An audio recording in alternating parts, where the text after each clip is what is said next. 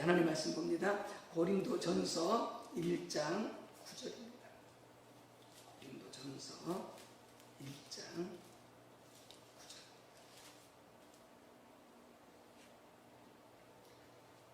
함께 합독하시겠습니다. 너희를 불러 그의 아들 예수 그리스도 우리 주와 더불어 교제하게 하시는 하나님은 미쁘시도다. 아멘. 또 마태복음 28장 16절에서 20절입니다. 마태복음 28장 16절에서 20절.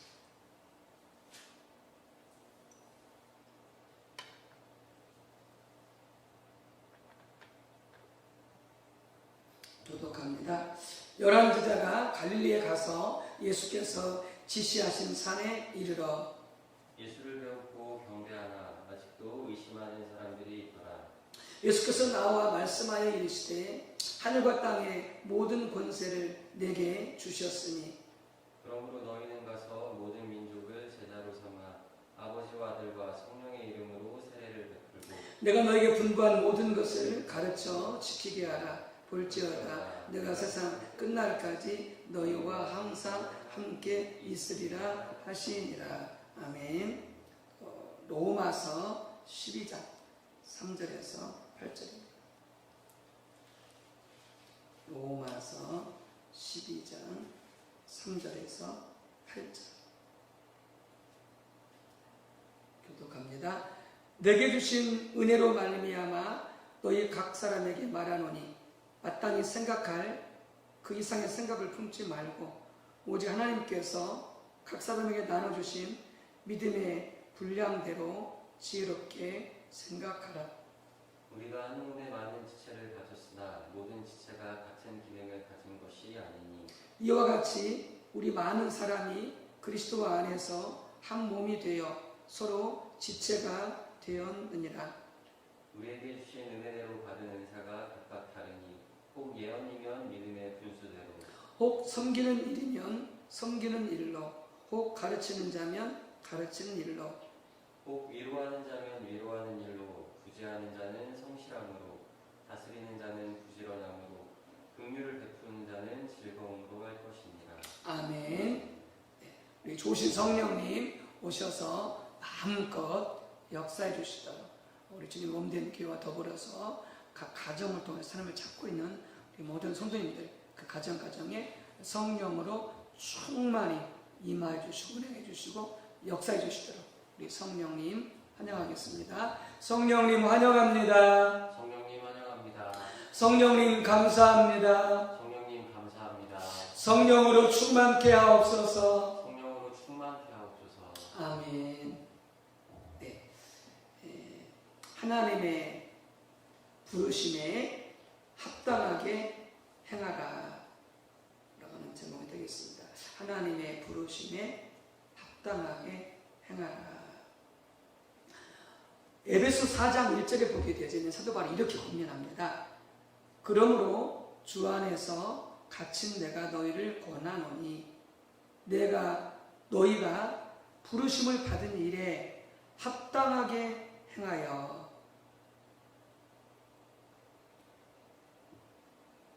우리가 하나님께서 우리를 부르신 그 일에 합당하게 행하라 라고 말씀하고 있습니다. 우리가 하나님의 부르신 바대로 합당히 행하지 않고 있을 가능성이 있다는 거죠. 안든지 적든지 간에. 그래서 바로 성령 감동을 통해서 권면하고 있는 거고요. 또 빌립보서 3장 13절 14절에서는 바울이 자신을 빗대어 이야기하고 있죠. 자신이 하나님의 부르심을 향하여 끝까지 달려간다 이렇게 말하고 있는데 이렇습니다. 형제들아 난 아직 내가 잡은 줄로 여기지 아니하고 오직 한 일 뒤에 있는 것은 잊어버리고 앞에 있는 것을 잡으려고 표대를 향하여 그리스도 예수 안에서 하나님이 위에서 부르신 부름의 상을 위하여 달려가노라. 그리스도 예수 안에서 하나님이 위에서 부르신 부름의 산을 향하여 달려간다.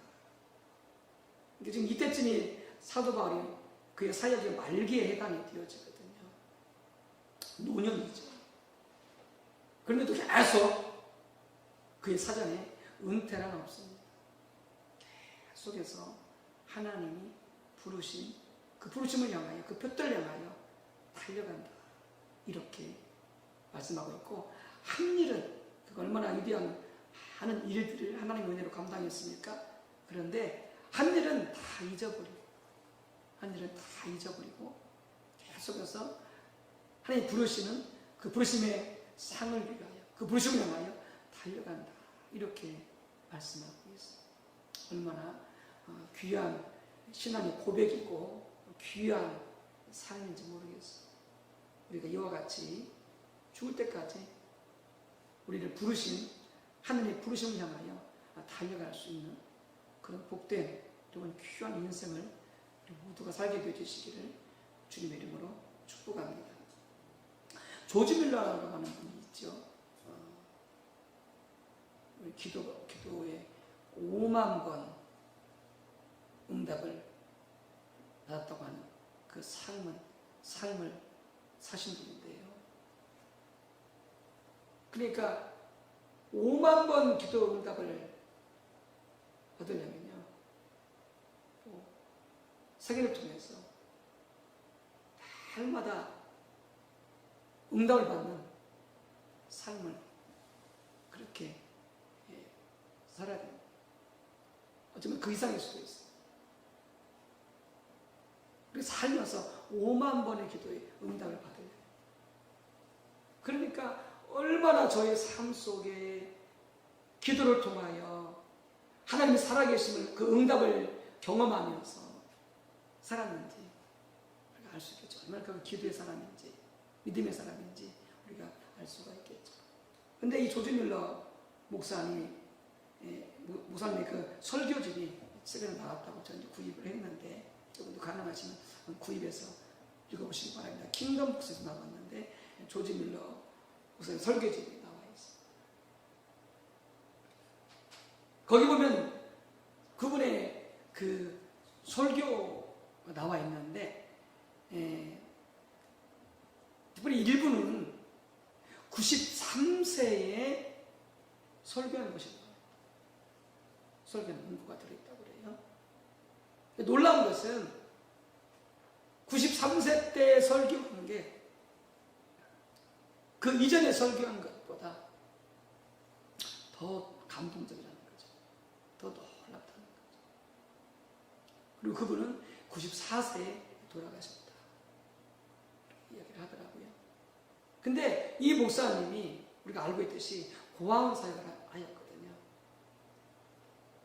고아원도 짓고 학교도 짓고 고아원 사역을 했는데, 그의 생애를 통해서 2만 명의 고아들이 배출됐다고 그래요. 그 중에서 50%가 결신을 했다고 합니다. 50%. 그리고 이제 고아원 사역은 이제 아이들이 고아원에 들어오게 되어지면은 애들을 계속 데리고 있는 거니까 자립할 때까지는 또 대학 교육까지 시키고, 그러면서 계속 같이 지내면서 또 거기에 더해지고, 그래서 가장 많을 때가 한 번에 2,000명까지 고아를 들어갔다고 하잖아요. 근데 놀라운 것은 그 고아들을 섬기면서 한 번도 누구한테 부탁하지 않았다고 하잖아요. 뭐 후원해달라, 뭐 도와달라, 이걸 한 번도 부탁하지 않았다. 그 어마어마한 엄청난 돈을 지금으로 환산해도요, 그게 엄청난 돈인데 하루에 어마어마한 돈이 들어가는 거죠. 근데 고아원사역을 하는 게 아니라 나중에 얘기하겠지만, 그런데 그 모든 재정의 공급을 오직 하나님 앞에 기도해가지고 다 공급받은 거예요. 정말 대단한 믿음의 사람, 기도의 사람. 근데 고아원사역을 한 게 아니에요. 뭐 또 했느냐? 학교도 지었어요. 몇 개나. 영국과 다른 나라들까지 117개 정도를 학교를 지었다고 그래요. 그리고 지금도 그 고아원과 학교를 사용했었던 그 흔적들이 남아있는데, 그 학교가 5동인가 그러는데, 3동이 지금까지도 대학 캠퍼스로 사용되고 있대요. 2동은 이제 다른 용도로 이렇게 이제 사용되어지고 있을 정도로 하여간 어마어마한 그런 정말 그 학교 사역을 했었고요. 뿐만이 아니라 이분이 또한 성경 보급도요, 어마어마한 성경 보급을 했어요. 성경 보급, 또 거기에다가 선교사 지원까지. 예. 그 모든 사역을요, 이분이 죽을 때까지 계속 감동에서 갔을 때 특별히 93세까지 뭘 했느냐, 설교를 한 거예요. 국내를 다니면서. 그러니까 죽을 때까지 뭘 해서 달려갔느냐, 하나님이 부르심의 그 상을 향해서 이분도 계속 달려간 거예요. 우리 보통 그러잖아요. 직장에서 은퇴하게 되어지면 은퇴하고 나서 그냥 이제 인생을 엔조이하고 이제 즐기다가 그냥 평범하게 살다가 그냥 우리는 죽기를 바라잖아요. 교회에서도 은퇴하게 되어지면 이제 자기 할 일을 다 했다고 생각하잖아요. 전혀 성경적이지 않습니다. 전혀 성경적이지 않아요. 직장에서 은퇴할 수 있어요. 교회에서도 교회가 정한 법에 따라 은퇴할 수 있어요. 그런데 하나님 앞에서는 은퇴가 없어요. 하나님은 은퇴가 없어요. 계속 하나님이 위에서 부르신 그 부르심의 상을 향하여 달려가야 됩니다. 여기 하나님이 놀라운 약속이 있는 거죠. 우리가 알고 있듯이 로마서 8장 28절에 하나님을 사랑하는 자, 곧 그 뜻대로 부르심을 입은 자들에게는, 하나님을 사랑하면서 그분의 부르심에 순종하며 사는 자들에게는 놀라운 약속이 있어요. 모든 것이 합력하여 선을 이루느니라. 마귀는 우리의 삶을 해칠 수 있어요. 때는 우리가 미처 어떤 부분에서 준비되지 못합니다. 대처하지 못합니다. 때는 우리가 연약하여 넘어지고 죄질 수도 있어요. 근데 하나님을 사랑하는 자, 곧 그릇들 부르심을 입은 자들에게, 그 부르심을 따라서 충성하는 자들에게 하나님 실패하고 원수에 공격당하고 어려움이 그 모든 것들을 다 합해가지고 다 뭘 바꾸신다고? 다시 선으로 바꾸신다. 초능서 바꾸신다. 어떤 자들에게 하나님의 부르심에 충성하며 달려가는 자.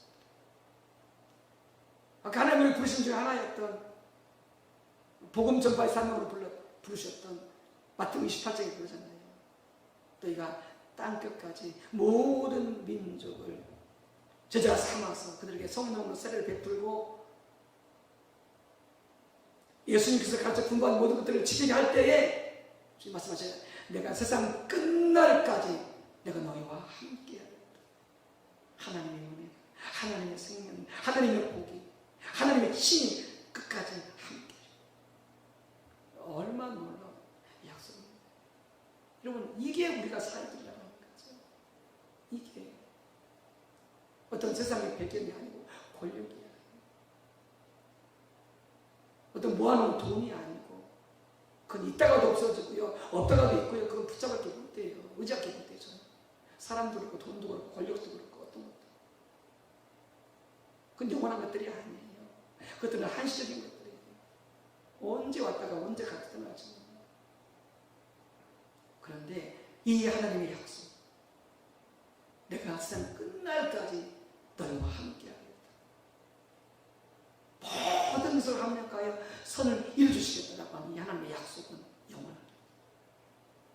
영원합니다. 상황과 한계하고 조건과 아무 상관이 없어요. 얼마나 위대한 놀라운 약속입니까?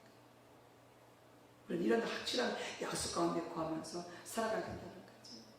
이보다 우리에게 안전한 것이 없다는 거죠. 어떤 자에게 하나님의 부르심의 순간순간 우리 전 인생을 통하여 그 부르심을 향하여 다윗처럼 조짐들처럼 달려가게 되죠. 여러분, 그렇다면 하나님께서 우리를 부르시는 그 부르심이 뭘까요? 가장 큰 부르심이 뭘까요? 여러분, 그것은 예배입니다. 예배와 하나님의 교제예요. 그리고 우리가 참 심각한 거예요. 코로나 핑계대면서 주님을 찾지 않고 주님을 예배하지 않고 주님을 나오지 않는 이게요. 그런 교회예요. 그런 성도들이에요. 여러분, 이건 심각한 거예요. 왜요? 우리를 부르신 것이 하나님을 예배하라고 하는 것이에요. 우리를 창조하신 것이 하나님을 찬양하고 예배하라고 하는 것이에요.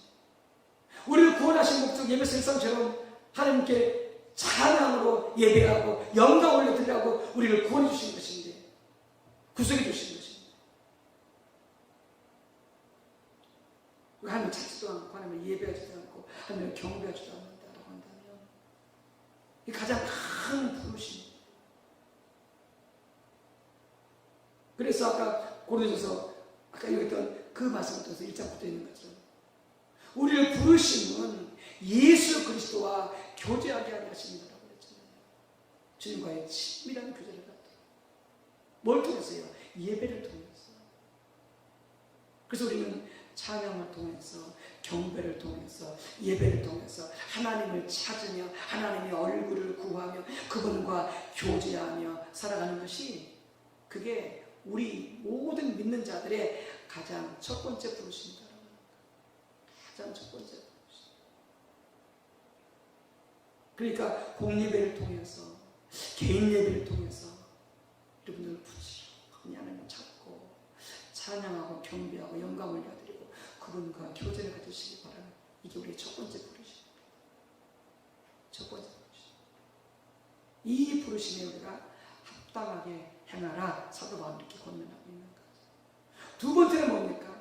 아까 읽었던 마태복음 28장에 다 있듯이 주님을 따르고 주님을 믿는 모든 제자들에게 허락해 주신 지상대 명령인 거죠. 그래서 예수님께서 승천하시기 전에 11 제자에게, 가론이들은 죽었잖아요. 탈락되어지고 11 제자에게 말씀하십니다. 너희는 모든 민족에게 복음을 전하여 주님의 제자를 삼으라는 거죠. 그래서 제자가 제자를 낳고 제자가 제자를 낳아서 여기까지 온 것 아닙니까? 주님을 따르고 믿는 모든 제자들은 이 지상 대명령, 가장 이 큰 사명, 이 부르심의 순종이에요. 선교사님뿐만이 아닙니다. 전도 연세를 받은 사람뿐만이 아닙니다. 예수를 믿고 따르는, 지금 갓 믿기 시작한 신자든지 오랜 기간동안 믿었던 신자든지 아무 상관이 없이 지금 그 따르는 모든 제자들은 이 지상대의 명령을 성취하며 살아야 됩니다. 성령이 너에게 임하시는 너희가 권능을 받고 예루살렘과 온 유대와 사마리아 땅 끝까지 이르러서 어떻게 했다고요? 복음을 전해야 된다. 직접적이든 간접적이든. 예수 믿는 자는 다 성령 받았잖아요. 성령 구원 받잖아요. 물론 그 다른 사람 중에서도 성령 구원 받지 않은 사람도 있지만 대부분. 그렇다면 우리 다 버려요. 여기 살면도 예외가 있을 수 없어요. 다 성령 받았기 때문에. 그래서 가까운 곳에서부터 우리 식으로 말하자면 가정, 그 다음에 친척, 그 다음에 친한 친구, 그 다음에 이웃, 직장과 사업장의 동료들, 그 다음에 아는 사람들, 그 다음에 전혀 모르는 사람, 엑셀리까지, 땅끝까지 우리는 복음을 전파해야 됩니다. 사랑으로 섬기면서 이웃들의 필요를 채워주면서 그들 위해서 끊임없이 기도하면서 성령 인도하심 받아서 때가 되릴 때 복음을 제시하고, 우리가 주의할 게 교회 갑시다 이렇게 말할 수도 있겠지만 더 정확히는 복음을 전해야 됩니다. 우리 교회 안 올 수도 있어요. 우리 교회 안 올 수도 있어요. 못 올 수도 있어요. 네. 문제는 뭐냐? 복음을 전해야 된다. 복음. 예수 그리스도. 그분을 시인하고 그분을 믿고 그분을 영접하면 영생이지만, 그러나 주님을 영접하여 예수를 영접하여 믿지 않으면 사망이요 저주요 영원한 멸망을 따라가는 이 복음을 분명하게 예수를 제시해야 된다는 거죠. 교회가 다 이런 게 아니고 복음을 제시해야 된다는 거죠. 그래서 그가 시인하고 영접하게 되어지면 구원받는 것이죠.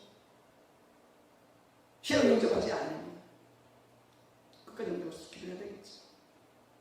그렇게 우리 모두가 복음을 제시하고 복음을 전할 이 부르심이 우리의 또한 큰 사명이요 하나님의 부르심이다라고 하는 거죠. 그냥 성사한테 후원하면 됐지 뭐. 전도는 그냥 전 특별한 은사 있는 분들 열심히 놈이라 하도록 해. 큰일 나요. 큰일 나요. 그래서 우리 교도 지금 최근에 기도를 시작한 것이 뭡니까? 전 교인의 선교사업. 전 교인의 선교사업. 우리가 다 선교사라고 하는 거죠. 우리 가정에서부터.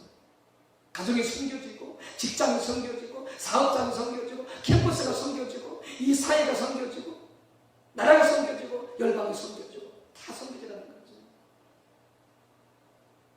그 소리는 뭐라고? 우리는 선교사라고 선교사. 선교사로 불러주셨다는 거예요. 복음 전하느라고 불러주셨다는 거예요. 이게 지상태 사명 아닙니까? 가장 큰 사명. 여러분, 이 부르심에 우리가 충성해야 됩니다. 충성해야 됩니다. 세 번째는 사도바울이 권고하고 있는 것처럼 하나님께서 각자의 독특하게 주신 은사와 부르심이 있어요. 거기 나타나는 것처럼 가르치는 자는 가르치는 일로 부르셨다는 거죠. 구제하는 자는 구제하는 일로 부르셨다는 거죠. 예언하는 자는 예언하는 일로 부르셨다는 거죠. 또 각자의 부르심, 독특한 부르심이 있다는 거예요. 예배하고 교제하며 복음을 전하는 그뿐만이 아니라 또 각자에게 부르신 독특한 부르심이 있다는 거예요. 목회자는 뭐겠어요? 목회자는요? 목회자는 가르치는 것이 인사겠죠. 목회자는 가르치는 것이. 그래서 그 부르심을 따라서 어떻게 하라고요? 우리가 충성하며 달려가는 거죠. 그게 부르심입니까? 어떤 그 목사님이 이렇게 부교육자로 어느 교회에 부임을 하게 되어진 거예요. 근데 부교육자로 그 교회에 부임을 했는데 그 부교육자로 부임한 그 교회에 어느 자매님이 이렇게 이제 중보기도를 인도하는데 너무 이렇게 잘 인도하고 멋있게 인도하는 거예요. 성령 인도를 따라서. 그러니까 이분도 어떤 그 중보기도 이런 걸 하고 싶은 거예요. 그래서 이 사모님이 그 중국을 인도하는 그 자매한테 그래요. 나도 중국기도 은사 받았다. 나도 중국기도 은사 받았다. 이제 거기는 이렇게 이제 그 중국기도 은사가 있는 분들이 모여서 하는 그런 중국기도 팀인데, 물론 우리 모두 다 중국기도 해야 돼요. 다 기도해야 돼요. 우리 모두 부르십니다. 근데 또 그분들은 특별한 그 중국기도 은사에 부르십니다. 그래서 나도 중국기도 은사 부르심 받았다. 그러면 기도해보자. 그래서 이제 그분이 기도해본 거예요. 이분 정말 중국기도 은사에 그 부르심이 있는가. 기도해보는데 정확히 하나님 음성을 듣는 분이라 그걸 지적해낸 거예요. 하나님 그러시는데 사모님은 중국기도 은사를 부르지 않으셨습니다. 그것은 사모님이 생각이십니다. 이분이 너무나 그 중국기도를 하고 싶으니까 자기가 중국기도 은사에 부르심을 받았다고 이렇게 말한 거예요. 자기 생각으로. 하나님 부르신 게 아닌데. 근데 그걸 정확히 짚어낸 거죠. 그래서 이분이 나중에 그 당시 뭐냐면은 자기의 부르심이 뭐냐면은 이 가르침과 말씀을 전하는 거였다는 거죠. 그래서 이분이 실제로 사모님이기도 하지만 나중에 목사가 되셔서 방송으로 설교하고 이 가르치는 일을 아주 잘했던 그런 분이셨거든요. 이게 모두가 모두가 기도하고 모두가 중보기도 해야 되지만 특별히 중보기도에 부르심 있는 부분이 있다는 거죠. 어떤 사람에게는. 그렇듯이 우리 각자가 뭐가 있다고요? 하나님의 부르심이 있다고요. 이게 가르치는 가르치는 일, 구제하는 구제하는 일, 애원이면 애원하는 일, 찬양이면 찬양하는 일. 또 우리 각자에게 또 특별한 부르심이 또 있다는 거죠. 그 부르심이 어떻게 알아? 너희가 합당하게 행하라 이렇게 말씀하고 있는 거죠. 저도 말씀드렸던 것처럼 조직훈련은 죽을 때까지. 그래서 조직훈련은 어떻게 했어요? 5명이었던가요? 그 친구들의 권리에서 평생 동안 기도했다고 그랬잖아요.